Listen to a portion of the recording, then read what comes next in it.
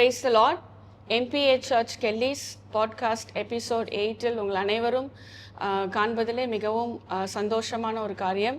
உங்கள் அனைவரையும் இயேசுவின் நாமத்தினாலே நாங்கள் வரவேற்கிறோம்.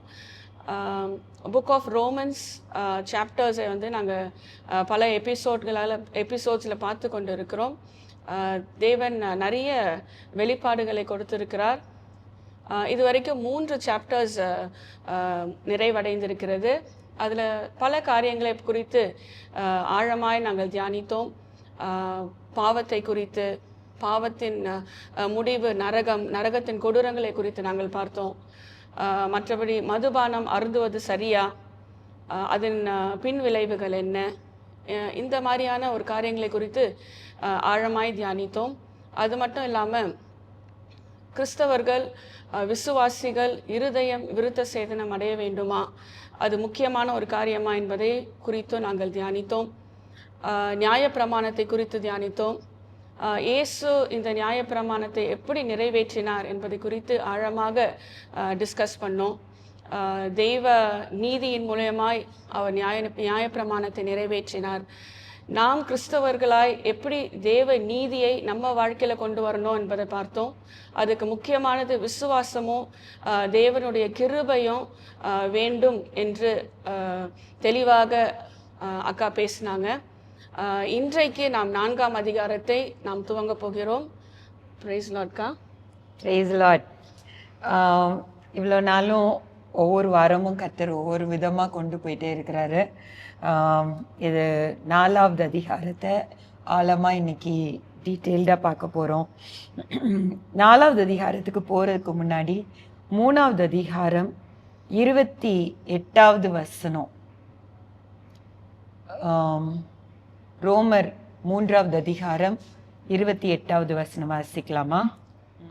ஆதலால் மனுஷன் நியாயப்பிரமாணத்தின் கிரியைகள் இல்லாமல் விசுவாசத்தினாலேயே நீதிமானாக்கப்படுகிறான் என்று தீர்க்கிறோம். ஓகே.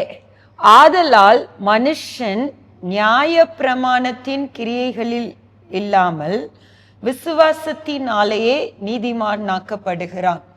இது அதாவது இன்னைக்கு நம்ம ஆழமா பார்க்க போற காரியம் என்னன்னா, ரட்சிக்கப்படுறது எப்படி, ரட்சிக்கப்படுறது இதை கேட்டுக்கொண்டிருக்கிற முக்காவாசி பேர் ரட்சிக்கப்பட்டிருக்கலாம். ஒருவேளை சில பேர் ஆண்டவரை இன்னும் அறியணும், அதனுடைய பேஸே இல்லாமல் இருக்கலாம். ஆனால் ரட்சிக்கப்படுவது ஈஸியா கடினமா அப்படின்றத லாஸ்ட் வீக் ரொம்ப ஆழமாக பார்த்தோம். ரட்சிக்கப்படுறது ரொம்ப ஈஸி. ஒன்று இயேசுவின் மேலே அப்படியே என்ன பண்ணணும், சார்ந்து விசுவாசிச்சு அவர் எனக்காக சிலுவையில் எல்லா பாவத்தையும் சுமந்து தீர்த்துட்டாரு. ஓகே. இப்போ அந்த நீதியை நான் என்ன பண்றேன், பெற்றுக்கொள்றேன்னு சொல்லி அவர் கொடுக்கிறத ரிசீவ் பண்ணணும். அவர் அதாவது வசனம் தெளிவா சொல்லுது, ஒருவரு கூட கெட்டு போறது அவருக்கு சித்தம் கிடையாது. எல்லாருமே என்ன பண்ணப்படணுமா, நீதிமானாக்கப்பட்டு பரலோக ராஜ்யத்துக்கு வரணும். ஸோ அவரு அப்படின்னு பார்த்தீங்கன்னா இன்னைக்கு இருக்கிற பாப்புலேஷன் ஒவ்வொருத்தருக்கும் இந்த நீதியை அவர் கிஃப்டா நீட்டிட்டு இருக்கிறார், ஒவ்வொரு மனுஷனுக்கும். ஓகே.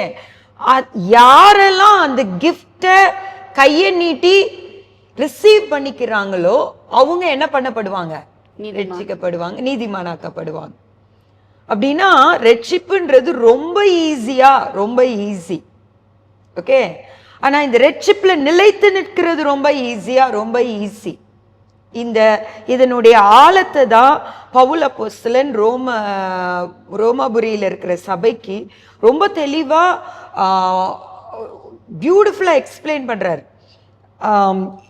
அவர் ரோமர் 3ஆவது அதிகாரத்துல ஒரு அழகான ஃபவுண்டேஷன் போட்டார். என்னது? விசுவாசத்துல கிருபையினால. யாரோட கிருபை? அவரோட கிருபையில. விசுவாச ரோல் யார்கிட்ட இருக்கு? நம்ம கிட்ட இருக்கு. அவர் கிருபையினால என்ன பண்றாரு, நமக்கு நீதிய கொடுக்கிறாரு. அதை பெற்றுக்கொள்றது யார் கையில இருக்கு? நம்ம கையில இருக்கு. ஓகே. இப்போ உனக்கு ஞாபகம் இருக்கா, நீ எப்போ ரட்சிக்கப்பட்ட அப்படின்ற அந்த மோமெண்ட் ஞாபகம் இருக்கா? ஆமாம், நான் 10th ஸ்டாண்டர்ட் படிக்கும்போது. அந்த அந்த டே என்ன நடந்தது?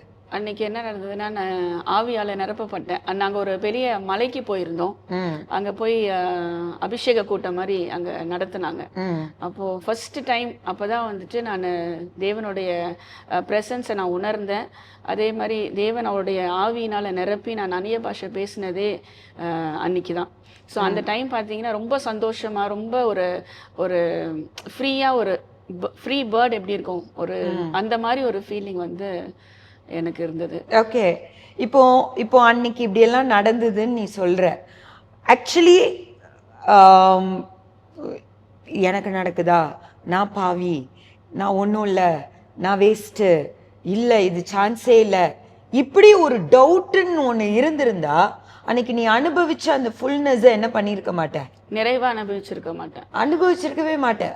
ஆண்டவர் வந்து he is ready to give.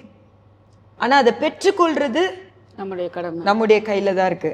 அதனாலதான் வெளிப்படுத்தின விசேஷம் 3வது அதிகாரம் 20வது வசனத்துல தெளிவா சொல்றாரு, இதோ வாசற்படியில் நின்று கதவை தட்டுகிறேன். எல்லாரோட இருதயம்ன்ற அந்த கதவை ஆண்டவர் என்ன பண்றாரு, தட்டுறாரு.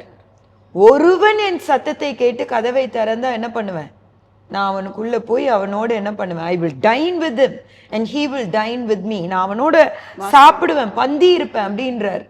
ஓகே, அப்படின்னா இந்த ரட்சிப்புன்றது எல்லாருக்குமே. ஓகே, அத விசுவாசத்தினாலே என்ன பண்ணப்படுறோம், அதை பெற்றுக்கொள்றோம். அந்த விசுவாசம் தான் நம்மளை என்னவா மாத்துது, நீதிமானாய் மாற்றுது. புரியுதா? ஓகே, சோ இப்ப இந்த பேஸ்ல பவுல் அப்போஸ்தலன் தெளிவா என்ன சொல்றாருன்னா, யூதர்கள் கிரேக்கர்கள், அதாவது புறஜாதியார் யூதர்கள்.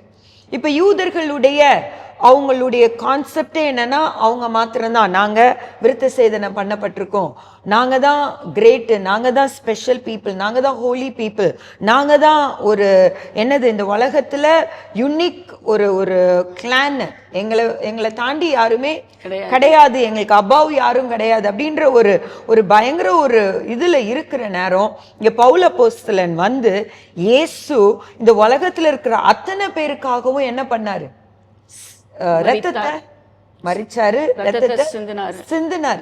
சோ இந்த ரத்தம் சிந்தப்பட்டது எல்லாருக்காகவும் நீங்க என்ன விதத்திலையும் கிரேட் கிடையாது.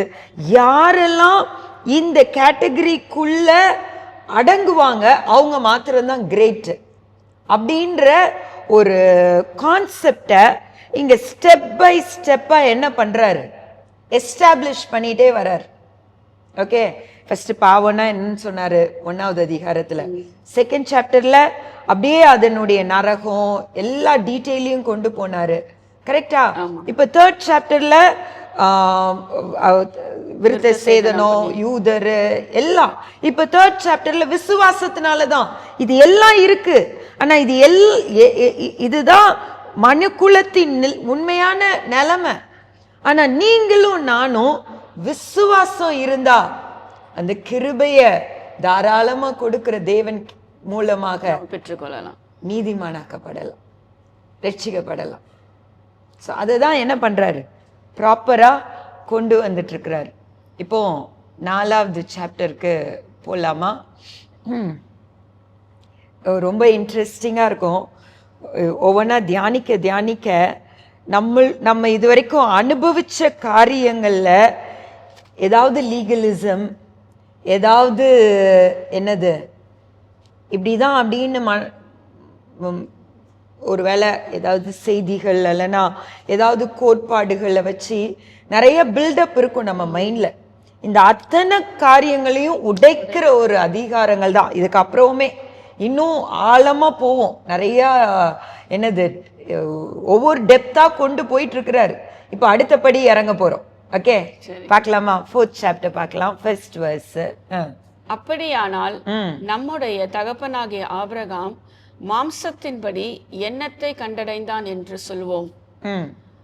ஆபிரகாம் கிரியையினாலே நீதிமானாக்கப்பட்டானாகில் மேன்மை பாராட்ட அவனுக்கு ஏது உண்டு? ஆகிலும் தேவனுக்கு முன்பாக மேன்மை பாராட்ட ஏதும் இல்லை. ஓகே, இங்க 3rd verse-உம் வாசிச்சிருமா? வேத வாக்கியம் என்ன சொல்கிறது? ஆபிரகாம் தேவனை விசுவாசித்தான், அது அவனுக்கு நீதியாக எண்ணப்பட்டது என்று சொல்லியிருக்கிறது. ஓகே, சொல்லுகிறது.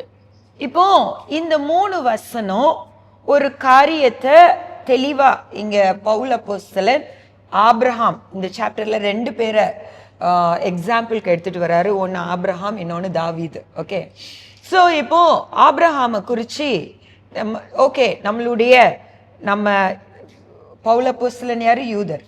ஓகே, இஸ்ரவேலர். ஓகே, பெஞ்சமின் கோத்திரத்துல பிறந்தவங்க. ஓகே, ஸோ இப்போ பவுல் அப்போஸ்தலன் சொல்றாரு நம்மளுடைய தகப்பனாகிய ஆபிரகாம். ஓகே, என்னத்தை கண்டடைந்தான் என்று சொல்லுவோம்? கிரியைகளினாலே நீதிமானாக்கப்பட்டானாகில் மேன்மை பாராட்ட அவனுக்கு ஏது உண்டு? ஆகிலும் தேவனுக்கு முன்பாக மேன்மை பாராட்ட ஏதுவில்லை. வேத வாக்கியம் என்ன சொல்லுது? ஆபிரகாம் தேவனை விசுவாசித்தான், அது அவனுக்கு நீதியாக எண்ணப்பட்டது என்று சொல்கிறது. ஓகே, இப்ப இந்த ஆபிரகாம் யாரு? எல்லாருக்கும் தகப்பன், விசுவாசத்தின் தகப்பன். ஓகே, இப்போ இந்த விசுவாசத்தின் தகப்பன்ன்ற பொசிஷன் கிடைச்சது எங்கன்னா, நீங்க நம்ம பார்த்தோம்னா இந்த 3வது வசனம் ஆபிரகாம் தேவனை விசுவாசித்தான், அது அவனுக்கு நீதியாக எண்ணப்பட்டது. இது போன வாரமே பார்த்தோம். ஆதியாகமம் 15வது அதிகாரத்துல இந்த வசனம் இருக்கு. ஓகே, ஆதியாகமம் 15வது அதிகாரத்தை எடுத்தோம்னா 12வது அதிகாரத்துல 12th சாப்டர்ல ஆண்டவர் என்ன பண்றாரு? ஆபிரகாம கூப்பிடுறாரு. Okay, 1 second. 12th சாப்டர்ல ஆண்டவர் ஆபிரகாம கூப்பிடுறாரு. அடுத்தது 13th சாப்டர்ல என்ன ஆகுது? 12th சாப்டர்ல இவரு எகிப்துக்கு போறாரு. எகிப்துக்கு போயிட்டு 13th சாப்டர்ல என்ன பண்றாரு? திருப்ப கானானுக்கு வராரு. அடுத்தது 14th சாப்டர்ல லோத்துடைய அந்த சோதோம் கொமோரா அந்த கதையெல்லாம் நடக்குது. இப்ப எங்க தான் இந்த வசனம் வருது? 15th சாப்டர் 6th verseல வருது. ஆபிரகாம் தேவனை விசுவாசித்தான், அது அவனுக்கு நீதியாய் எண்ணப்பட்டது. ஓகே, சோ இங்க இத்தனை அதிகாரத்துல நம்ம தெளிவா பார்த்தோம்னா 17th சாப்டர்ல தான் ஆபிரகாம் விருத்த சேதனம் பண்ணப்படுறான். அதாவது ஜஸ்ட் 1 year பிஃபோர் ஈசாக்கு பிறக்கிறதுக்கு 1 வருஷம் முன்னாடி தான் ஆண்டவர் வந்து சொல்றாரு, இவன் சரீரம் செத்து போச்சு, சாரால் கர்ப்பம் செத்து போச்சு. ஆண்டவர் வந்து பேசுறாரு, இதுக்கு மேல நீ ஆபிராம் இல்ல, நீ ஆபிரகாம், நீ சாராய் இல்ல சாரால். இதை ரெண்டுத்தையும் சொல்லிட்டு அவரு சொல்றாரு, சாரால் மூலம் தான் நான் என்ன பண்ணுவேன்? ஒரு குழந்தைய கொடுப்பேன். நீ ஒரு உடன்படிக்கையா நீ என்னோட என்ன பண்ணு? விருத்த சேதனம் பண்ணு. இதுக்கு மேல வர எல்லா ஜெனரேஷனும் என்ன பண்ணணும்? விருத்த சேதனம் பண்ணணும். ஸோ இந்த இடத்துல தெளிவா இந்த கான்செப்டை அவர் எஸ்டாப்ளிஷ் பண்றதுக்கு 14 years முன்னாடி எழுதப்பட்டதுதான் 15th chapter 6th verse. புரியுதா? ஸோ 14 years முன்னாடி ஆபிரகாம் நியாயப்பிரமாணம் கிடையாது, விருத்த சேதனம் கிடையாது. ஆனா யாரா எண்ணப்பட்டான்? நீதிமானா எண்ணப்பட்டான். எதனால எண்ணப்பட்டான்? தேவனை விசுவாசித்ததுனால. சோ இங்க பவுல் அப்போஸ்தலன் என்ன கான்செப்டை கிளியரா கொண்டு வராருன்னா, work, law of work and law of grace. கிரியைகளின் நிமித்தம் நடக்கிற காரியங்களா, கிருபையின் மூலம் நடக்கிற காரியங்களா? ஆபிரகாம் காலத்திலேயே கிருபை வெளிப்பட்டிருக்கு, அவன் விசுவாசத்தின் மூலம். அப்படின்னா என்னன்னா, இதனுடைய பியூட்டி என்னன்னா, நம்ம இப்போ கிருபையின் காலத்துல இருக்கிறோம், நம்ம பேசுறோம்ல, நம்ம ஆராதிக்கிற தேவன் கிருபையின் தேவன். அவர் என்னைக்கு உருவானாரோ அன்னைக்கே எப்படிப்பட்டவர் தான்? கிருபையா தான் இருந்தார். இன்னைக்கு அன்னைக்கே உள்ள ஒவ்வொருத்தரையும் பார்த்தா பைபிள்ல மனாசேன்னு ஒரு ரொம்ப மோசமான ராஜா. He's a king of Judah. ரொம்ப மோசமான ராஜா. தீ மிதிச்சாரு. இன்னைக்கு நம்ம கோயில் எல்லாம் பார்க்குற அந்த மாட்டிட்டு குத்திட்டு எல்லா வேலையும் அப்பயே பார்த்தாரு. இந்த ராஜாவையே தூக்கிட்டு போயிட்டாங்க. போய் அவரை தி டார்க்கஸ்ட் பிரிசன்ல கொண்டு போய் போட்டாங்க. அங்க இருந்து அவர் கதறினாரு. கிருபையின் தேவன் இறங்கி திருப்ப ராஜாவா கொண்டு வந்து வச்சார். சோ அந்த காலத்துல லா படி ஆண்டவர் வேற மாதிரி இருந்தாரு. கண்ணுக்கு கண்ணு பல்லுக்கு பல்லு, அதாவது எடுத்தா குத்து நின்னா குத்துன்ற மாதிரி லா இருந்தது அப்படின்றாங்க. But he was, is and will be a gracious God. அதுல எந்த சந்தேகமுமே இல்லை. சோ ஆண்டவர் என்ன சொல்ல வர்றாருன்னா, நீதிமானன்ற அந்த தன்மை உனக்கு not because of what you do, but because of what I give, you become a righteous man. Amen. Hallelujah. இங்க அததான் ஆழமா இத கேட்டுக்கொண்டு இருக்கிறவங்க எல்லாம், ஆண்டவர் இது எவ்வளவு ஈஸியான காரியம்ன்றத இந்த எபிசோட்க்கு முடிக்கிறதுக்கு முன்னாடி கத்துக்கொள்ள போறீங்க. ஒரு பயங்கரமான ஒரு ரிலீஃப் எல்லாருடைய ஆவிக்குரிய வாழ்க்கையிலையும் இது கட்டாயமா கொண்டு வரும் இந்த சத்தியம். ஓகே, என்னன்னா ஆபிரகாம் கிரியையினால நீதிமானாக்கப்பட்டான்னா அவன் மேன்மை பாராட்டலாம். ஆனா அவன் மேன்மை பாராட்ட முடியாது. ஏன்னா அவன் எதுல நீதிமான் ஆகல? கிரியையினால நீதிமான் ஆகல. எதுல நீதிமான் ஆனா? விசுவாசத்தினால நீதிமான் ஆனா. ஓகே, சோ நான் சொன்ன கிருப கிரிய, என்னது? கிருப கிரிய. இப்ப இந்த கிருப அப்படின்றது நம்ம தேவன் கொடுக்கிற ஈவு. நம்ம 3வது அதிகாரத்துல பார்த்தோம். அது it is a gift freely given and it is a gift of God. Okay, இந்த தேவன் கொடுக்கிற ஈவ விசுவாசித்து அதை நம்பி பெற்றுக்கொள்ளணும். அவ்வளவுதான் கிருபையில. கிரியையில என்னன்னா, நம்ம இதை செஞ்சு அதை செஞ்சு அப்படி பண்ணி இப்படி பண்ணி ஆண்டவரை ஆண்டவருடைய அன்பையும் நீதியையும் நம்ம சம்பாதித்து அதை பெற்றுக்கொள்ளணும். இந்த ரெண்டு வார்த்தைக்கு வித்தியாசம் இதுதான். என்னன்னா, கிருபன்ற வார்த்தை விசுவாசித்து தேவனிடத்துல இருந்து நாம் பெற்றுக்கொள்றது, வெறும் பெற்றுக்கொள்றது தான். லா ஆஃப் கிரேஸ். கிரியைன்னு சொல்றது நம்ம செய்யணும், பண்ணணும். ஆமா, நம்ம ஒர்க் பண்ணி ஆண்டோடைய ஃபேவரை வாங்கி பண்றது தான் கிரியை. ஆமா, இப்போ நான் இன்னைக்கு ஃபுல்லா இப்படி இருந்து இதை பண்ணி ஆண்டவரை சந்தோஷிப்பிக்க போற அப்படின்றது அதனால நீங்களும் நானும் நீதிமானாக்கப்பட முடியாது. இதுல நிறைய இதை ரொம்ப முக்கியமான காரியம். இது பல கோணங்கள்ல இதை பார்க்கணும். ஸோ இந்த law of grace, law of works, இன்னைக்கு மனுக்குள்ளும் கிறிஸ்தவங்க லா ஆஃப் ஒர்க்ஸ்ல தான் நம்ம ரட்சிக்கப்பட்டிருக்கிறோம். லா ஆஃப் ஒர்க்ஸ்ல தான் நம்ம பட முடியுன்ற அந்த மைண்ட் செட் ப்ரிடாமினண்டா இருக்கு. புரியுதா? உனக்கும் இருக்கு, எனக்கும் இருக்கு. அதாவது கிரியை அப்படின்றதுல ஒரு வித்தியாசம், ஒரு தின் லைன் இருக்கு. அது என்னன்னா, பெற்றுக்கொண்ட பரிசுத்தத்துல நிலைச்சி நிக்கிறதுக்கு பரிசுத்தத்தை பின்தொடர்ற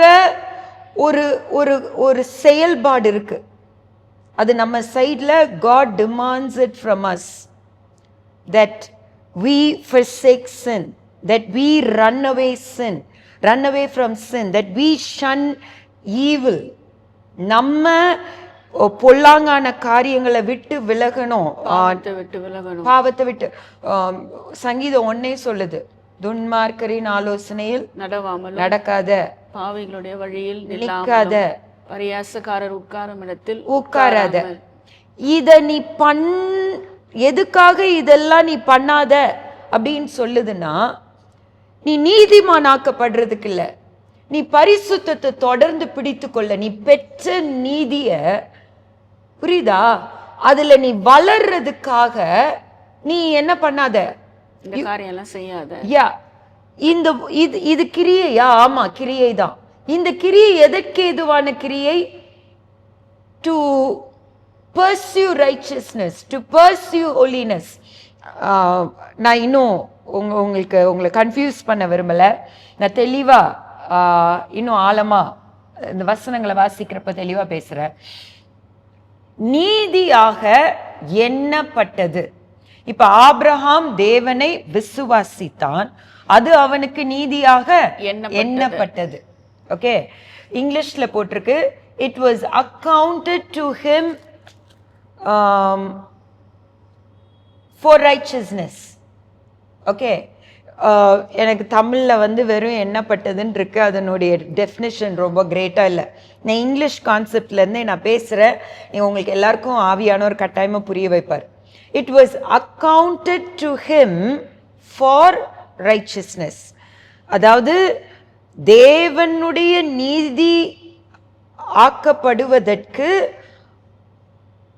அவன் அக்கவுண்ட்ல நீதி எல்லாம் கொடுக்கப்பட்டுச்சு.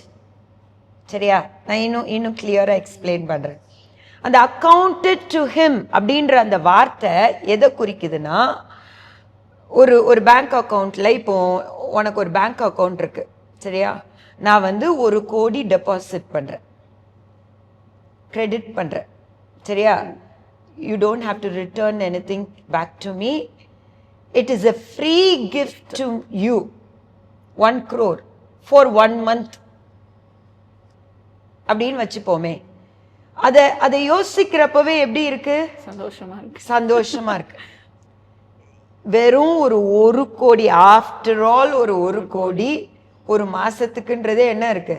ஒரு பெரிய பயங்கர சந்தோஷமா இருக்கு.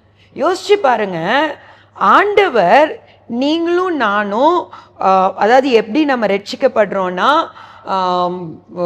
என்ன பணிவிடை தூதர்கள் ஒரு பக்கம், உனக்கு யார் வேணும்? இயேசு வேணும் அப்படின்னு நம்மள என்ன பண்ணிருப்பாங்க? நம்ம பாவியா இருக்கிறப்போ தூண்டிருப்பாங்க. ஓகே, அடுத்தது பரிசுத்த ஆவியானவர், ஐயோ ஜீசஸ் இல்லைன்னா நீ பாவி, நீ செஞ்ச பாவம்லாம் எங்கதான் இருக்கு? உனக்குள்ளதான் இருக்கு. உனக்குள்ள இருக்கிற இந்த பாவம் கழுவப்படணும்னா உனக்கு யார் வேணும்? ஒரு பரிசுத்தர் வேணும். அவரோட ரத்தம், அவரோட ரத்தத்தை சிந்தினாரு. அந்த ரத்தத்தால நீ என்ன பண்ண முடியும்? கழுவப்பட முடியும். இப்ப இந்த சத்தியத்தை கேட்கறல, ஒரு மெசேஜை கேட்கறல, நீ அந்த இயேசு கிட்ட ஒப்புக்கொடு, அந்த ரத்தத்தை விசுவாசி, ஏற்றுக்கொள்ளு. புரியுதா? இந்த பரிசுத்த ஆவியானவர் என்ன பண்ணாரு? தூண்டினாரு. தூண்டுறப்போ எக்ஸாக்டா என்ன நடக்குதுன்னா, ஓகே, அந்த ரத்தத்தால தான் கழுவப்பட்டோம். ஆனா நீயும் நானும் போய், நீ என்ன விதத்துலயும் கிரேட்டே கிடையாது, நீ என்ன விதத்துலயும் உன் அப்பாவாலேயோ உன் பாட்டினாலேயோ தாத்தாவாலேயோ எதுனாலையும் கிடையாது. அவர் ஒன்ன முன்குறித்தாரா, அதை நம்ம பார்ப்போம் கொஞ்ச நேரத்துல. முன்குறித்ததுனால அந்த நீதிய ரெடியா வச்சிட்டு இருக்கிறாரு. 1 crore இல்ல, 1 billion இல்ல, 1 trillion இல்ல, 1 zillionக்கு மேல அந்த கிருபையுடைய என்னது வேல்யூ அத வச்சிட்டு இருக்கிறாரு. இத மாத்திரம் நீ பெற்று கொண்டீனா அப்படின்னா, இப்போ ஆண்டவர் அதை கொடுக்கிறாரு. நீ எனக்கா? ஐயோ, I'm not worth it. Okay, நின்னுங்க. நான் இப்போ பொய் சொல்லாம இருந்துட்டு வரேன், திருடாம இருந்துட்டு வரேன், அதை பண்ணாம இருந்துட்டு வரேன், இதை பண்ணாம இருந்துட்டு வர்றேன்னு போய் அதை ஏர்ன் பண்ணி அதை என்ன பண்ண முடியாது? வாங்க முடியாது. ஓகே, இருக்கிற மாதிரியே நான் பாவிதான், but I receive it because of your grace. உங்க கிருபையினால நான் அதை பெற்றுக்கொள்கிறேன். அதை நான் என்ன பண்றேன்? பெற்றுக்கொள்கிறேன். அதை பெற்றுக்கொள்றப்போ அவருடைய ரத்தம் நம்மள என்ன பண்ணுது? கழுவி சுத்திகரித்து லைஃப் டைமுக்கு நீதியை டெபாசிட் பண்ணிருது. ஆமென். புரியுதா? ஃபார் a லைஃப் டைம் நீதி நம்ம மேல என்ன ஆகுது? டெபாசிட் ஆகுது. ஸோ அதனாலதான் வசனம் சொல்லுது, 2 கொரிந்தியர் 5வது அதிகாரம் 17வது வசனம்.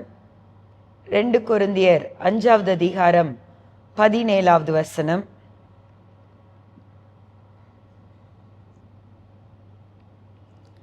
இப்படி இருக்க ஒருவன் கிறிஸ்துவுக்குள் இருந்தால் புதிய சிருஷ்டியாய் இருக்கிறான், பழையவைகள் ஒழிந்து போயின, எல்லாம் புதிதாயின. ஸோ இப்போ இந்த மோமெண்ட் நான் அதை பெற்று கொண்ட உடனே இங்க இருந்த எல்லா பழசும் வெளியே போகுது. எப்படி? இயேசுவின் ரத்தத்தினால. ஓகே, எல்லாம் கிளியர் ஆகி இங்க என்ன வந்து டெபாசிட் ஆகுது? ஃபார் a லைஃப் டைம் என்ன டெபாசிட் ஆகுது? நீதி டெபாசிட் ஆகுது. ஓகே, இப்போ இந்த நீதி நான் பெற்று கொண்டுட்டேன். ஆனா நான் என்னுடைய ஆக்ஷன்ல ஃபுல்லா நீதி வெளிப்படுமா? உடனே கிடையாது. புரியுதா? ப்ராபப்ளி நீ ரட்சிக்கப்பட்ட அன்னைக்கு கம்ப்ளீட்டா அந்த புது சிருஷ்டியா நீ மாறின. அடுத்த நாள் நீ பொய் சொல்லியிருக்க மாட்ட. அடுத்த வாரம் என்ன பண்ணிருக்க மாட்ட? பொய் சொல்லியிருக்க மாட்டேன். அடுத்த மாசம் மெதுவா ஒரு அரை பொய் சொல்லியிருப்ப. கரெக்டா? கொஞ்சம் கொஞ்சமா விலகி போற மாதிரி இருக்கும். விலகி போயிருப்ப, திருப்ப வந்திருப்ப. கரெக்டா? ஸோ இந்த இது இது நடந்த உடனே ஒரு ஒரு ஃப்ரெஷ்னஸ், ஒரு நியூனஸ் ஒன்று வருது பாரு. அதுதான் த பர்ஃபெக்ட்னஸ் ஆஃப் காட்.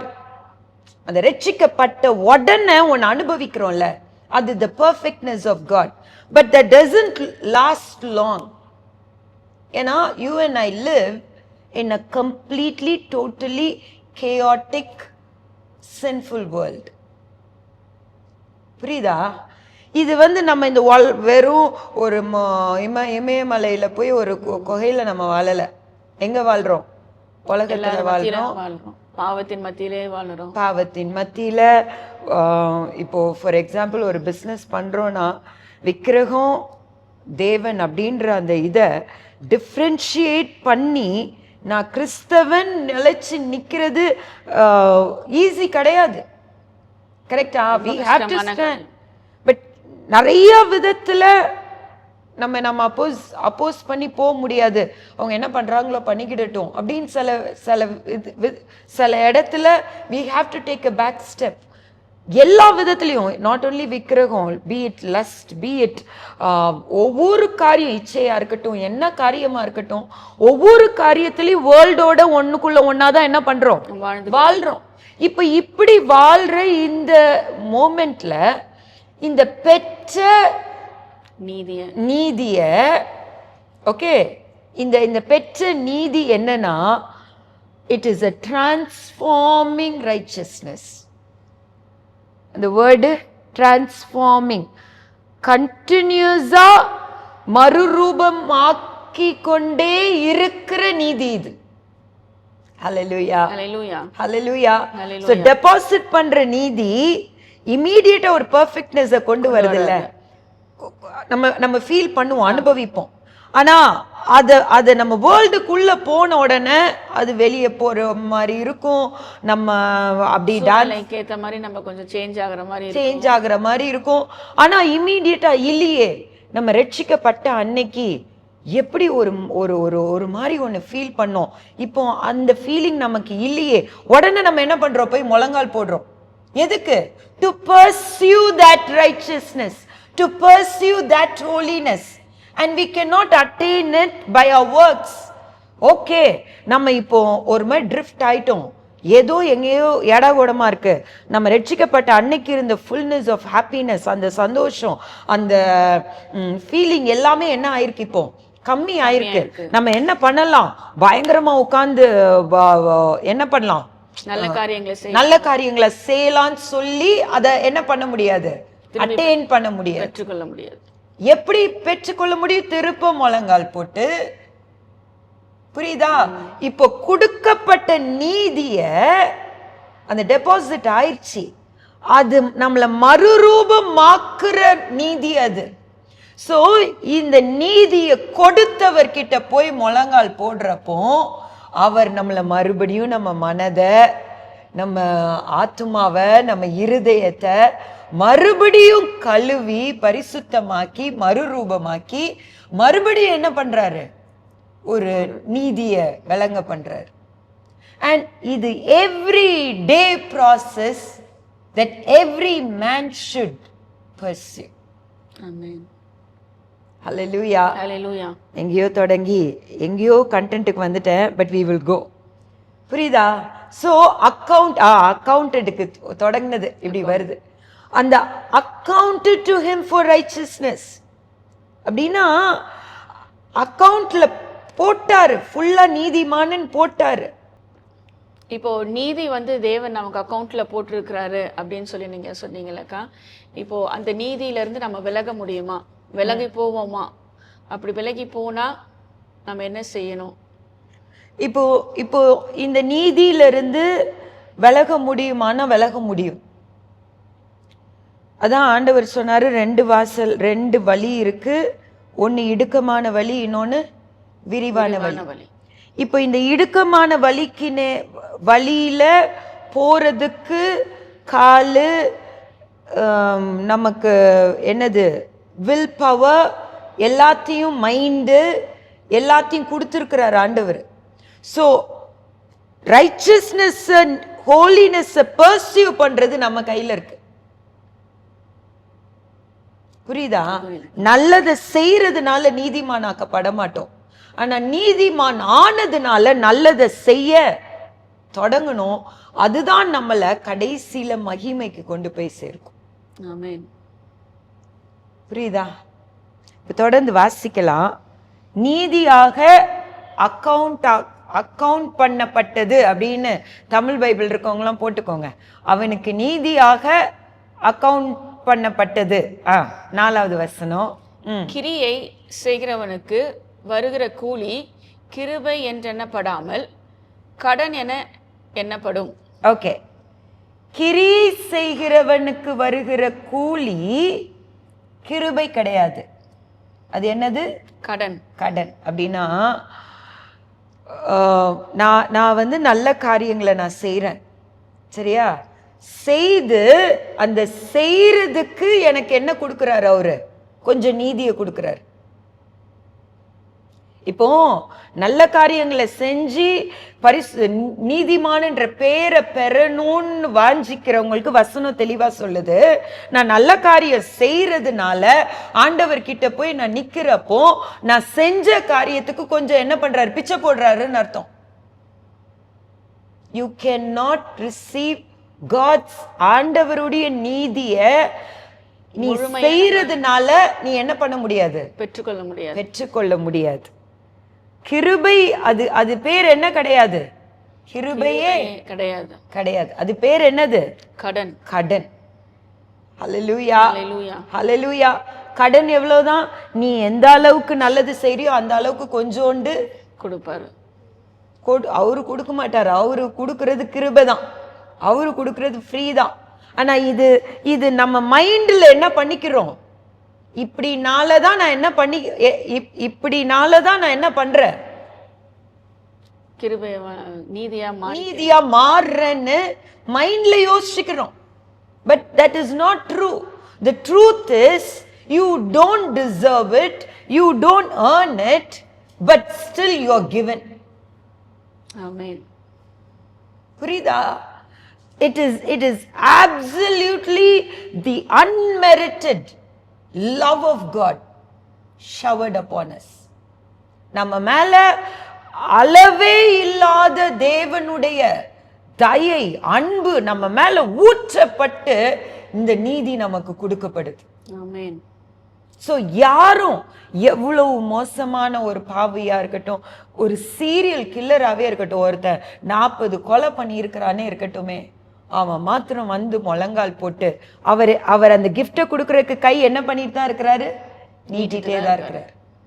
அவன் வந்து ஆண்டவரே அப்படின்னு, நான் பாவி, ஐ நீட் யூ, நீர் எனக்கு தேவை, உங்க ரத்தத்தால நான் கழுவப்படணும், இல்லைன்னா நோ, நான் போய் என்ன கழுவிட்டு வரேன், நான் போய் என்ன சுத்திகரிச்சுட்டு வரேன், முடியாது. நிறைய பேர் வந்து நம்ம நல்லது செஞ்சாலே நம்ம வந்துட்டு கடவுள் நம்ம மேல இரக்கமா இருப்பாருன்ற ஒரு நோக்கத்தை வச்சுட்டு நிறைய காரியங்களை செய்யறாங்க. ஆமா, பிள்ளைகளுக்கு ஆர்ஃபனேஜ் ஹோம்ல போயிட்டு ஆகாரம் கொடுக்கறது, அந்த மாதிரி நிறைய தான தர்மங்கள் செய்யறது. இதுல வந்து நம்ம அதான், இது எல்லாத்துலயும் ஒரு தின் லைன் இருக்கு. இப்போ நீ சொல்ற இந்த பாயிண்ட் வந்து செய்யணுமா, செய்யணும். ஏன் செய்யணும்? வசனத்தின் படி செய்யணும். ஓகே, பட் இது நம்மள நீதி ஆக்க முடியுமா? நோ, முடியாது. அத நம்ம அந்த மாதிரி காரியங்களை எல்லாம் நம்ம கான்சென்ட்ரேட் பண்றோம். ஆமா, நீதிமான், அதாவது இதெல்லாம் முக்கியமா 100% முக்கியம், செய்யணும். நம்மளுடைய கிரியைகளினாலதான், அதாவது என்ன கிரியை? ரட்சிக்கப்படுறதுக்கு கிரியை இல்லை, நம்ம ரட்சிக்கப்பட்டதுக்கு அப்புறம் அதனுடைய விளைவா நம்ம வாழ்க்கையில கனி கொடுக்க தொடங்குவோம் பாரு. அந்த கிரியையில தான் நம்மளுடைய ரட்சிப்பு தேவனிடத்திலிருந்து வருதா, நம்மளே சம்பாத்தியம் பண்ணி எதையோ ட்ரை பண்ணிட்டு இருக்கிறோமான்றது தெரியும். Okay, so it will produce fruit. In the righteousness வந்து will produce fruit. நம்ம ஆண்டவர் என்னென்னலாம் நினைக்கிறாரோ, அது ஹெல்ப்பா இருக்கட்டும், அது பிரேயரா இருக்கட்டும், அது ஃபாஸ்டிங்கா இருக்கட்டும், அது என்னது ஒரு விசுவாசிக்க முடியாத ஒரு காரியத்தை விசுவாசிச்சு ஆண்டவருடைய அந்த பர்பஸை நிறைவேற்றுறதா இருக்கட்டும், இது எல்லாத்துலயும் இது எல்லாமே கனிகள் வெளிப்படும். ஆனா இதெல்லாம் செய்யறது நிமித்தம் நான் நீதிமானாக்கப்படுறேன்ற அந்த தன்மை பெற்றுக்கொள்ள முடியாது. புரியுதா? சோ 40 கொலை செஞ்சவனும் வந்து வேணும்னு கேட்கிற நேரம் அவனுக்கு என்ன பண்றாரு? அக்கவுண்ட் கொடுக்கிறாரு. என்னன்னு கொடுக்கிறாரு? அந்த என்டையர் லைஃபுக்கு வேண்டிய நீதியை டெபாசிட் பண்றாரு. டெபாசிட் பண்ணி அது வந்து அந்த டெபாசிட் பண்ற அன்னைக்கு அவன் புது சிருஷ்டி ஆயிடுறான், அவன் யூதன் ஆயிடுறான். புரியுதா? அவன் தேவனுடைய பிள்ளை ஆயிடுறான். பிதாவின் பிள்ளை அப்படின்றப்போ கிறிஸ்துவோடு உடன் சுதந்திரவாளி ஆயிடுறான். அவன் பிரித்தெடுக்கப்பட்டவன் ஆயிடுறான், ராஜரீக ஆசாரியன் ஆயிடுறான். இந்த எல்லா நிலையும் அவன் அன்னைக்கு என்ன பண்றான்? அடைறான், பெற்றுக்கொள்ற அன்னைக்கு.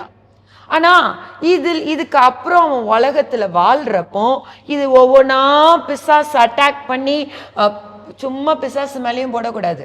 நம்ம இருக்க வேண்டாத இடத்துல இருக்கிற நேரம் தானா அந்த நீதினஸ்ன்ற ரைச்சஸ்னஸ்ல இருந்து, அந்த நீதி தன்மையில இருந்து என்ன பண்றோம்? விலகுற சிச்சுவேஷன்ஸ் வரும்.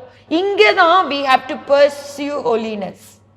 இங்கதான் we have to make conscious effort where we will not sit, which will mar the righteousness of God. கர்த்தருடைய அந்த நீதியை அழிக்கிற தன்மைகளுடைய அட்மாஸ்பியர்ல நம்ம என்ன பண்ணக்கூடாது? இருக்கக்கூடாது. சோ ஒவ்வொரு வாட்டியும் நம்ம என்ன பண்ணணும்? இந்த பரிசுத்தமாக்கப்படுதல் ஒவ்வொரு நாளும் நமக்கு நடந்து கொண்டே இருக்கிறது. அந்த கொடுக்கப்பட்ட நீதி இதுதான் மறுரூபமாக்குகிற நீதி. ஆமென். புரியுதா? எவ்ரிடே 2 கொரிந்தியர் 3வது அதிகாரம் 18வது வசனம். 2 கொரிந்தியர் 2 Corinthians chapter 3 verse 18.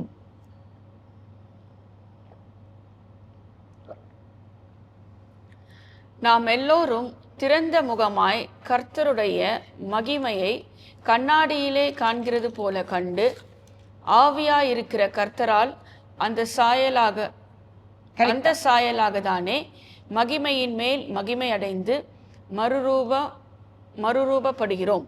இப்போ எவ்ரி டே என்ன பண்றோம்? மறுரூபமாகிறோம். எப்படி?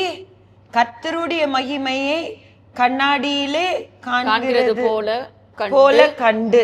ஹல்லேலூயா. இந்த ப்ராசஸ் நமக்குள்ள யாரு செய்றா? பரிசுத்த ஆவியானவர். வேர்ட் வசனத்தை வாசிக்கிறப்போ நம்மள அப்படியே மாத்துறாரு. இங்க பாரு வசனம் எப்படி சொல்லுது. வேர்ல்ட்லி சிஸ்டம் தாட் உனக்குள்ள என்ன இருக்கு? இதுக்கும் வசனத்துக்கும் என்ன இல்ல? சம்பந்தம் இல்ல. சோ இந்த வேர்டு வந்து பயங்கர வல்லமையானது. இந்த வேர்டுக்கு நம்ம அப்படியே நம்மள அர்ப்பணிக்கிற நேரம் இந்த வேர்ல்ட்லி தாட்டை நம்ம வேர்ட் தாட்டை வேர்ல்ட்லி தாட்டுக்கு மேல வைக்கிறப்போ வேர்ல்ட்லி தாட் என்ன ஆகுது? உடையுது. புரியுதா? இப்படிதான் ஒவ்வொரு காரியத்திலையும் நம்ம என்ன ஆகுறோம்? டிரான்ஸ்ஃபார்ம் ஆகுறோம், மறுரூபம் ஆகுறோம். சோ கொடுக்கப்பட்ட நீதி நம்மளை என்னவாக்க மாற்றுகிற நீதி? மறுரூபமாக்குகிற நீதி. எது வரைக்கும்? மகிமை அடைகிற வரைக்கும். மகிமை அடைகிற வரைக்கும்னா செத்து இயேசு அந்த நித்திய ராஜ்யத்துக்குள்ள போற வரைக்கும் நம்மள என்ன பண்ணும்? டிரான்ஸ்ஃபார்ம் பண்ணிட்டே இருக்கும். எவ்வளவு பியூட்டிஃபுல்ல. யோசிச்சு பார்த்தா இன்னைக்கு நானு நீனு do we even deserve this? வானத்தையும் பூமியும் படைச்ச ஆண்டவர் for a lifetime, அதாவது இந்த நீதியை அவர் சம்பாதிக்கிறதுக்கு he became sin. போன வாரம் இதை பார்த்தோம். அவர் பாவமாக்கப்பட்டார், நீயும் நானும் தேவ நீதியை ஆகும்படிக்கு. ஆமென். இந்த ஒரு காரியத்தை நீயும் நானும் அனுபவிக்கிறதுக்காக பாவமே அறியாதவர், பாவமே இல்லாதவர், பாவம்ன்ற வேர்டுனா என்னன்னு தெரியாதவர் அவர் என்ன பண்ணப்பட்டார்? பாவமாக்கப்பட்டார். விபச்சாரி, வேசி, கள்ளன், திருடன், பொய்யன் எல்லா பேரும் அவருக்கு கொடுக்கப்பட்ட, serial killer, prostitute, every name, every sin, he was named that on the cross. சிலுவையில் அந்த நேம் அவருக்கு கொடுக்கப்பட்டுச்சு. ஒன்னே ஒண்ணு, பியூலா, நீதி. பியூலாக்கு ஃபார் a லைஃப் டைம் நீதி அக்கவுண்ட்ல ஃபில் பண்றதுக்காக, ஸ்வீட்டிக்கு ஃபார் a லைஃப் டைம் அக்கவுண்ட்ல நீதிய ஃபில் பண்றதுக்காக. எது? இந்த நீதி அப்படியே ஒன்ன டிரான்ஸ்ஃபார்ம் பண்ணி until this body is glorified. Amen. அந்த மகிமை அடைகிற நாள் வரைக்கும் அந்த ப்ராசஸ நிறைவேற்றி முடிக்கிறதுக்காக அவர் எல்லாவற்றையும் சுமந்தார். ஆமென். ஹல்லேலூயா. ஹல்லேலூயா. ஓகே, 5th verse பார்க்கலாமா? ஒருவன் கிரியை செய்யாமல் பாவியை நீதிமானுக்குரியவரிடத்தில் விசுவாசம் வைக்கிறவனாயிருந்தால் அவருடைய விசுவாசமே அவனுக்கு நீதியாக எண்ணப்படும். ஒருவன் கிரியை செய்யாமல் பாவியை நீதிமானாக்குகிறவரிடத்தில் விசுவாசம் வைக்கிறவனாயிருந்தால் அவனுடைய விசுவாசமே அவனுக்கு நீதியாக எண்ணப்படும். ஹல்லேலூயா. ஹல்லேலூயா. ஹல்லேலூயா. ஹல்லேலூயா. கிரியை செய்யாமல். சோ இத கேட்டுட்டு இருக்கிறவங்க, நீங்க ஏதோ ஒண்ணு பண்ணி தான் ஆண்டவரை சம்பாதிக்கணும்னு நினைச்சீங்கன்னா, பண்ணதுனால சம்பாதிச்சீங்கன்னு நினைச்சீங்கனாலும் இன்னைக்கு அந்த தாட் இங்க வசனத்துக்கும் அதுக்கும் சம்பந்தமே கிடையாது. கிடையாது. ஒண்ணுமே நீங்க செய்யாம இருந்து பாவியை நீதிமான் ஆக்குகிறவரிடத்தில் விசுவாசம் வைக்கிறவனாயிருந்தார். ஹல்லேலூயா. ஹல்லேலூயா. நம்மளை பார்த்து நம்ம போல்டா ஒரு ஸ்டேட்மெண்ட் சொல்லலாம். I am someone. நான் இங்கிலீஷ்ல அந்த வேர்டை வாசிக்கிறேன். To him who works the wages are not counted as grace but as debt. But to him who does not work but believes on him who justifies the ungodly, his faith is accounted for righteousness. Amen. நான் யாரு தெரியுமா? I believed on Jesus who justifies the ungodly. ஏன்னா Abraham எடுத்தோம்னா அவன் பாவியா இருக்கிறப்போ தான் ஆண்டவர் என்ன பண்ணார், கூப்பிட்டார். புரியுதா? அவன் ஊர் தேசத்துல ஒரு கல்தேயனா விக்கிரக தொழிலை செய்யற நேரம் தான் என்ன பண்ணாரு. நம்ம இன்னும் அந்த டீட்டெயில் அடுத்தடுத்த சாப்டர்ஸ்ல பாக்குறப்ப பார்ப்போம். அந்த கேவலமான தொழிலை செய்யற நேரம் தான் அவர் என்ன பண்ணாரு, கூப்பிட்டாரு. கூப்பிட்டு அவன் மூலம் ஒரு அவருடைய தேசம் ஜாதியை என்ன பண்றாரு, ஏற்படுத்துறதுக்கு பாக்குறாரு. அண்ட் அவன் நீதிமான் கிடையாது, நீதிமானே கிடையாது, அவன் அந்நீதிமான். he was an ungodly guy. இவன் ஆண்டவர் மேல வச்ச கூப்பிட்டாரு. அந்த கூப்பிட்ட சத்தத்துக்கு கேட்டான்.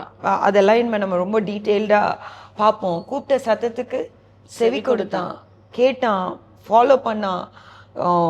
ஹரானுக்கு போனாங்க, அங்கிருந்து எங்க வந்தாங்க, கானானுக்கு வந்தாங்க. இந்த கானானுக்கு வந்து 15th சாப்டர்ல நம்ம பார்க்கிறோம், நீதிமான் என்று எண்ணப்பட்டது. கரெக்டா? தேவனை விசுவாசிச்சான். அதுக்கு முன்னாடி அவன் ஒரு பெரிய கூத்து பண்ணிட்டான். என்ன கூத்து? எகிப்துக்கு போய் ஆகார் என்ற கேரக்டரை விலை கொடுத்து வாங்கிட்டு வந்துட்டான்.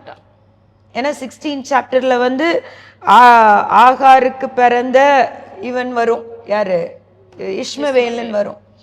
அந்த வேலையெல்லாம் பார்த்துட்டான். பட் அந்த டைம்ல he believed God. இல்ல இன்னொரு காரியம் வந்து ரொம்ப முக்கியம். அந்த 5வது வசனத்துல பாவியை நீதிமானாக்குகிறவரிடத்தில் விசுவாசம் வைக்கிறவனாய் இருந்தால் அப்படின்னா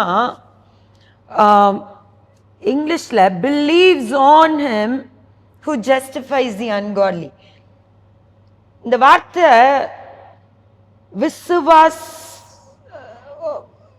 இயேசுவை விசுவாசிக்கிறவங்க நிறைய பேர் உண்டு. இன்னைக்கு அவர் நல்லவர், அவரு இஸ்ரவேல் நாட்டில் பிறந்தாரு, அவரு எங்கெல்லாம் போனாரோ அங்கெல்லாம் எல்லாம் நல்லது செஞ்சாரு. ஓகே, இயேசு கிட்ட போனா வியாதி என்ன ஆகும், சரியாகும், சுகம் கிடைக்கும். ஓகே, இது வந்து இயேசு மேல விசுவாசம் வைக்கிறது. இதை இன்னைக்கு நிறைய பேர் என்ன பண்ணிட்டு இருக்கிறாங்க, செஞ்சிட்டு இருக்கிறாங்க. இப்ப சர்ச்சுக்கே நிறைய பேர் என்ன பண்றாங்க, சுகம் வேணும்னா வர்றாங்க. யாரை தேடி வர்றது? இயேசுவை தேடி வர்றது. ஏன்னா இயேசுவால என்ன பண்ண முடியும், சுகம் கொடுக்க முடியும். அவர் மேல விசுவாசம் வைக்கிறது ஒண்ணு, அவரை விசுவாசிக்கிறது ஒண்ணு. புரியுதா? இந்த அவரை விசுவாசிக்கிறது, இப்போ உன் மேல நான் விசுவாசம் வைக்கிறேன் அப்படின்னா உன்னால நல்ல பிரியாணி செய்ய முடியும் அப்படின்னு நான் நம்புறேன். ஓகே, இதே ஒன்ன நான் விசுவாசிக்கிறேன் அப்படின்ற டேர்முக்கு வித்தியாசம் இருக்கு.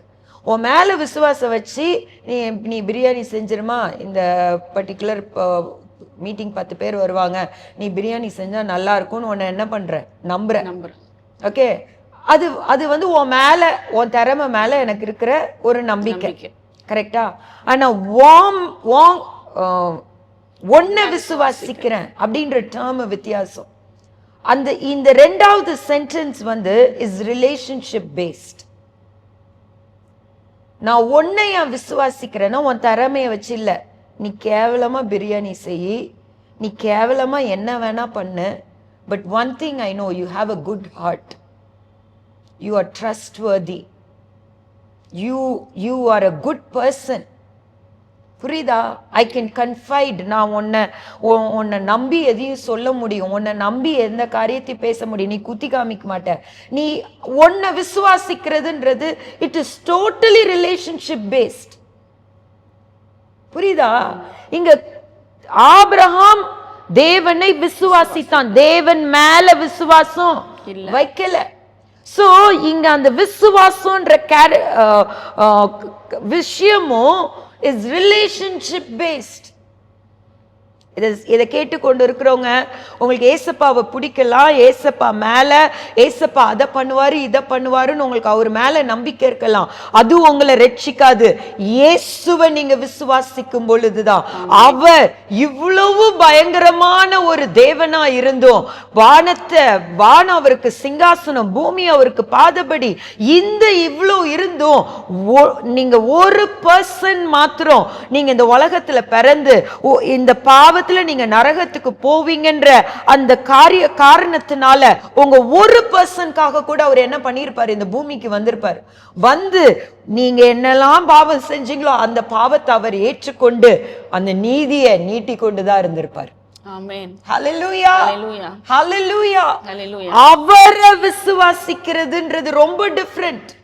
It is a totally relationship based. ஆமென். ஹல்லேலூயா, ஹல்லேலூயா, ஹல்லேலூயா. ஹல்லேலூயா. இவர் எனக்காக, நான் அவருக்காக, அந்த பாண்டிங் ஆட்டிடியூடு தான் நீதிமான்ற தன்மையை கொண்டு வருது.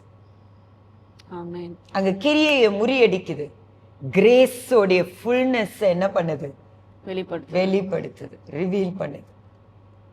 புரியுதா? ஆமென். புரியுதுக்கா. ஹல்லேலூயா. ஆமென். 5வது வசனம் தெளிவாயிருச்சா? ஒருவன் கிரியை செய்யாமல் பாவியை நீதிமானாக்குகிறவரிடத்தில் விசுவாசம் வைக்கிறவனாய் இருந்தால் அவனுடைய விசுவாசமே அவனுக்கு நீதியாக எண்ணப்படும். ஹல்லேலூயா, ஹல்லேலூயா, ஹல்லேலூயா, ஹல்லேலூயா.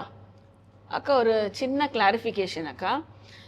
கிரியை செய்கிறவனுக்கு வந்து கூலிய வந்து தேவன் அதை கடன் என்று சொல்கிறார். அப்புறம் பார்த்தீங்கன்னா கிரியை செய்யாதவன் வந்து தேவனை விசுவாசிக்கும் போது அவன் நீதியாக எண்ணப்படுகிறான். இதுல கொஞ்சம் கிளாரிட்டி கொஞ்சம் சொல்றீங்களாக்கா? இப்போ கிரியை செய்யறதுனால நீதிமானாக்கப்படவே முடியாது. இருக்கிற மாதிரி, அதாவது நம்மளை கிளீன் பண்ணிட்டு ஆண்டவரோட பரிசுத்தத்தை வாங்க முடியாது. ஆண்டவர் நீ எப்படி இருக்கிறியோ அப்படியே வா, ஏன்னா சுத்தம் பண்றது யாரால மாத்திரம்தான் முடியும், ஆண்டவரால மாத்திரம்தான் முடியும். ஆனா இங்க கடன் அப்படின்ற பாட்டு வந்து என்ன மீன் பண்ணுதுன்னா, இங்கிலீஷ்ல நான் வாசிக்கிறேன். To him who works the wages are not counted as grace but as debt. ஒரு கடனா என்ன பண்றாரு, கொடுக்குறாரு. அப்படின்னா இன்னைக்கு மதத்துல இருக்கிறவங்கள நம்ம பார்த்தோம்னா, மற்ற ரிலிஜன்ல என்ன பண்றாங்க, நிறைய சேரிட்டி பண்றாங்க. எதுக்காக? நல்ல நன்மைய, நம்ம நல்லவங்க அப்படின்ற தன்மையை அடையணும். கரெக்டா?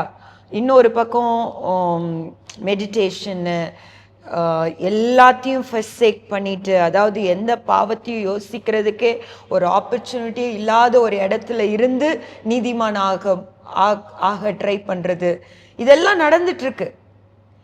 இது நிமித்தம் அவங்க ஒருவேளை பாவம் செய்யாம இருக்கிறாங்களா? இல்ல, இருக்கிறாங்க. இப்ப நீனு புத்தா மாங்ஸ் எல்லாம் எடுத்துக்கோ, தே செக்லூட் themselves. எங்கேயாவது ஓரமா அவங்க தனிமைப்படுத்திப்பாங்க, உட்கார்ந்து தியானம் பண்ணுவாங்க. எந்த தப்பான எந்த காரியங்களும் அந்த யோசிக்கிறதுக்கே ஆப்பர்ச்சுனிட்டி கொடுக்காம இருப்பாங்க. and they do because they don't have an opportunity. இதே அவங்க திருப்ப உலகத்துல வந்து வாழ்றப்ப அவங்களால முடியுமான்றது தெரியாது. இதே நீ நிறைய மதத்தினர், நம்ம யாரையும் ஸ்பெசிஃபிக்கா சொல்ல விரும்பல, we do a lot of things so that we will be known as a righteous person. ஒரு நல்ல மனுஷன் அப்படின்ற இது பேர் பெறணும்காக செய்யணும். இது என்னன்னா, அவங்க ஒரு காரியத்தை விதைக்கிறாங்க, அந்த விதைக்கிறதுக்கு உரிய அறுவடையை பெற்றுக்கொள்றாங்க கடனா. புரியுதா? ஒரு காரியத்தை விதைக்கிறாங்க, அதுக்கு பெறாங்க. பட் அது எதுவுமே அவங்கள நீதிமானாக்க முடியாது. இயேசுவின் ரத்தம் தான், அந்த கிருபை மாத்திரம்தான். அது நம்ம அவர்ல வைக்கிற விசுவாசத்தின் மூலம், தேவனை விசுவாசிக்கிறது, அவரை விசுவாசிக்கிறது மாத்திரம். அவர் மேல வைக்கிற விசுவாசம் இல்ல, அவரை விசுவாசிக்கிறதுனாலதான் என்ன பண்ணப்படுறோம், நாம் நீதிமானாக மாற்றப்படுறோம். இன்னைக்கு இட்ஸ் a வெரி சிம்பிள் காரியம். இதுக்கு மேல நம்ம அந்த ப்ரோக்ரெசிவ் சாங்டிஃபிகேஷன், அதாவது அந்த டிரான்ஸ்ஃபார்மிங் கிரேஸை வந்து எப்படி ஃபுல்லாக அந்த நிறைவில் வாழ்றதுன்றதை நம்ம தொடர்ந்து பார்க்க போகிறோம். ஓகே, நான் இன்னைக்கே அதெல்லாம் கவர் பண்ணலாமான்னு பார்த்தேன், ஆனால் டைம் இல்லை. அந்த கிருபையில் எப்படி நம்ம வளரணும், எப்படி அது இருக்கு, அது நம்ம கையில் தான் இருக்கு. நம்மளால விலக முடியுமா? அவரை விசுவாசித்தோம் அப்படின்னாலே அதுக்கு மேல ஒன்ஸ் அவரை டேஸ்ட் பண்ணிட்டோம்னா வேற எங்கேயுமே அந்த சந்தோஷம் கிடைக்காது. போக மாட்டோம், நம்ம எப்படியும் விலகி போக மாட்டோம். நான் 8 வயசுல இருக்கிறப்ப ரட்சிக்கப்பட்டேன். அந்த 8th to 11th ஸ்டாண்டர்ட் வரைக்கும் என்னதான் பின்வாங்கினாலும் அந்த 3rd ஸ்டாண்டர்ட்ல இருந்து 8th ஸ்டாண்டர்ட் வரைக்கும் எனக்கும் ஆண்டவருக்கு ஒரு இன்டிமெசி இருந்துப்பார். அவரை விசுவாசிச்சன்ல, அந்த விசுவாசத்தினால எப்படி ஒரு அந்த நீதியில நடக்கிற தன்மை, நீதியில நடக்கிறதுல தாங்க உண்மையான சந்தோஷம் இருக்கு. நீதியில நடக்கிறதுல தான் அந்த பிளிஸ், அந்த ஹெவன்லி பிளிஸ் நீதியில நடக்கிறதுல தான் இருக்கு, வேற எதுலயும் கிடையாது. மற்ற எல்லாமே டெம்பரரி. ஒரு மூவியை பாருங்க, 3 மணி நேரம் முடிஞ்சிச்சு. தண்ணி அடிங்க, ஒரு நைட்டு முடிஞ்சிச்சு. ஏதோ ஒரு என்னது பொருளை வாங்கி பாருங்க, அந்த கொஞ்ச நேரம் முடிஞ்சிச்சு. எதுவுமே அந்த சந்தோஷத்தை, அந்த ஒரு நிறைவை கொடுக்கவே முடியாது. அவரை விசுவாசிக்கிறது, அந்த ரிலேஷன்ஷிப்ல இருந்து நமக்கு கிடைக்கிற நீதி நிமித்தம் ஒரு சந்தோஷம், சமாதானம், ஒரு களி கூறுதல் எல்லாமே வேற எதுலையுமே கிடையாது. ஸோ ஒன்ஸ் அந்த எக்ஸ்பீரியன்ஸ் ஒரு மனுஷன் பண்ணி 3 years அவருக்கு பின்ன டான்ஸ் ஆடினேன் ஸ்பிரிச்சுவல் லைஃப்ல. ஜெபிக்க மாட்டேன், பைபிள் வாசிக்க மாட்டேன், ஆனா nothing could satisfy me. It eventually brought me back to that place. ஏன்னா அதை தவிர வேற எங்கேயும் சந்தோஷம் இல்லை. இன்னைக்கு வரைக்கும் நான் உலகம் எதுவுமே எனக்கு இல்லைனாலும் அவரை விட மாட்டேன். ஏன்னா அவரை விட்டு நான் அனுபவிச்ச துக்கம் என்னன்றது எனக்கு தெரியும். புரியுதா? ஸோ அந்த கூலின்றது, அந்த கடன்ன்றது, அந்த கிரியை நிமித்தம் ஒரு ஃபினான்ஷியலா கொடுக்குறாங்கன்னா ஃபினான்ஷியலா என்ன பண்ணப்படுவாங்க? ஆசீர்வதிக்கப்படுவாங்க. டைமை கொடுக்குறாங்கன்னா டைமில் ஏதோ என்ன கிடைக்கும், ஒரு கிராட்டிஃபிகேஷன் கிடைக்கும், ஏதோ ஒரு விதத்தில் அவங்களுக்கு அது ஒரு காம்பன்சேஷன் மாதிரி கிடைக்கும். ஆனால் நீதியை சம்பாதிக்க முடியாது. அது இலவசமாக அவரை விசுவாசிச்சு I love you, I trust you, I surrender, அந்த தன்மை மாத்திரம்தான் அங்கேருந்து ஃபுல்லாக அந்த அக்கௌண்ட்டை டெபாசிட் பண்ண. ஆமென். ஒருவேளை இன்னைக்கு இந்த எபிசோடை கேட்டுக்கொண்டிருக்கிற நீங்கள் நம்முடைய கிரியையினால, நம்முடைய செய்கையினால நாம் நல்லவர்களாக, நீதிமான்களாக மாற்றப்படுவோம் என்று நீங்கள் நினைச்சீங்கன்னா அதை இன்றைக்கே நாம் விட்டு விடுவோம்.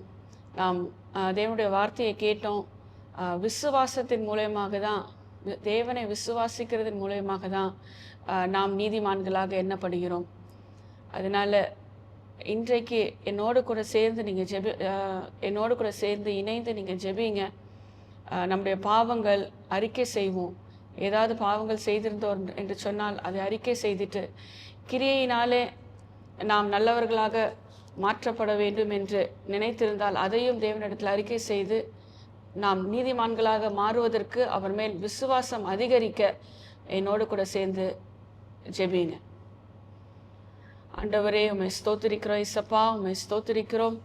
பிதாவாகிய தேவனே, உம்மை நன்றியோடு ஸ்தோத்திரிக்கிறோம். அப்பா ஆண்டவரே, இம்மட்டுமா நீர் எங்களோடு கூட கர்த்தாவே, ஆண்டவரே எங்களோடு கூட பேசின தயவுக்காக உமக்கு நன்றி.